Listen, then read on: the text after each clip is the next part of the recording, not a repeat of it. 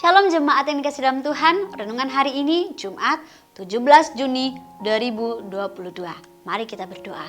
Bapa di surga, terima kasih buat nafas kehidupan yang Kau berikan. Bapa, kami datang lagi ke hadapan-Mu, kiranya Tuhan buka setiap hati kami, sehingga kami boleh menikmati firman Tuhan. Di dalam nama Tuhan Yesus kami berdoa, amin.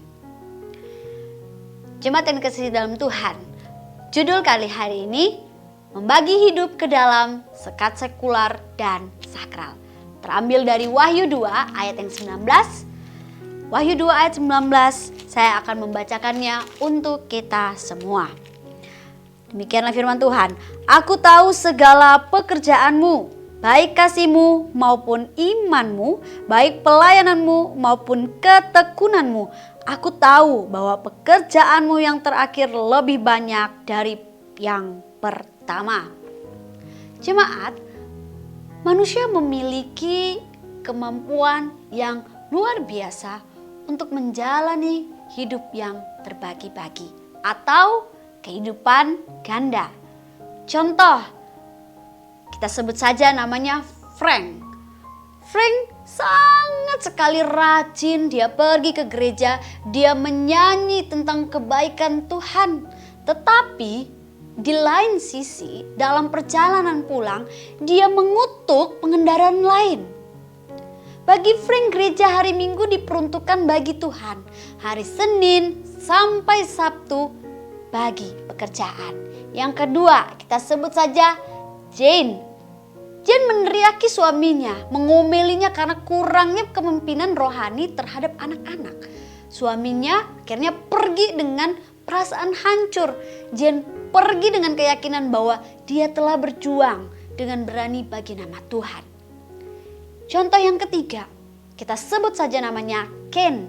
Ken memiliki pola saat teduh yang sangat luar biasa. Dia sangat disiplin dalam saat teduh bersama dengan Tuhan. Setiap harinya sebelum pergi ke gereja, dia saat teduh. Tetapi yang sangat ironisnya, dia tidak menganggap Allah hadir bersama dia sepanjang hari ketika dia bekerja atau kembali ke rumah bersama istri dan anak-anaknya.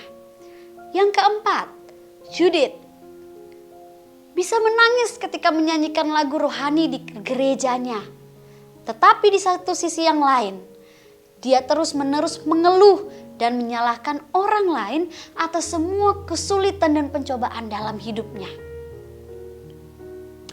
Jemaat, dari keempat orang tadi, sangat mudah kita melihat manusia membagi Tuhan ke dalam kegiatan Kristen yang terkait dengan gereja dan disiplin rohani tanpa memikirkan dia adalah Tuhan yang selalu ada di tengah-tengah, baik itu pernikahan, ketika mendisiplinkan anak-anak, membelanjakan uang kita, rekreasi, atau bahkan ketika sedang kita belajar untuk ujian.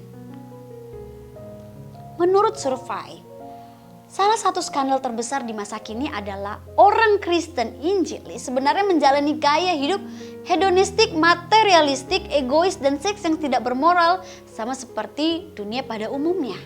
Kita mari melihat contoh statistik yang ada yang tidak terbantahkan. Yang pertama, jumlah para anggota gereja yang menceraikan pasangan sama banyaknya dengan sesama mereka yang sekular.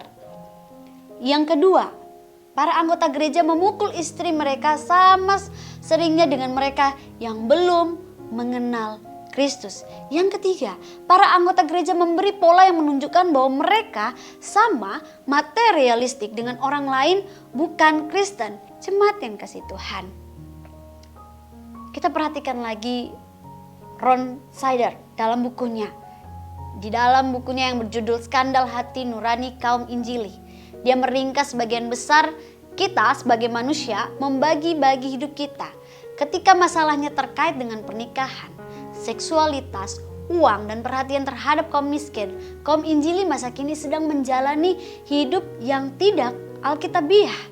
Data yang ada menunjukkan bahwa di banyak wilayah penting kaum Injili tidak hidup berbeda dari sesama mereka yang belum mengenal Kristus. Akibat dari semua itu terhadap kesaksian kita akan Yesus Kristus sangatlah besar. baik bagi diri kita maupun lingkungan sekitar kita.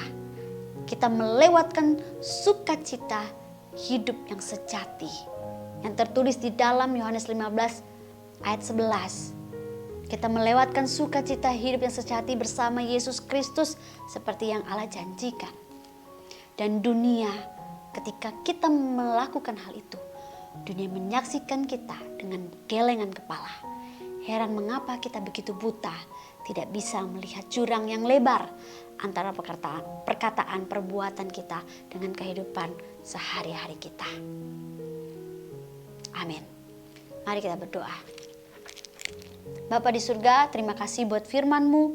Tuhan, tolong kami Tuhan untuk tidak menjadi pribadi yang membagikan setiap kerohanian dan sekuler. Biarlah Tuhan semua itu Tuhan maupun sekuler atau rohani kami satukan Tuhan di dalam nama Tuhan Yesus yang memegang kehidupan kami. Terima kasih Tuhan Yesus, di dalam nama Tuhan Yesus kami berdoa. Amin.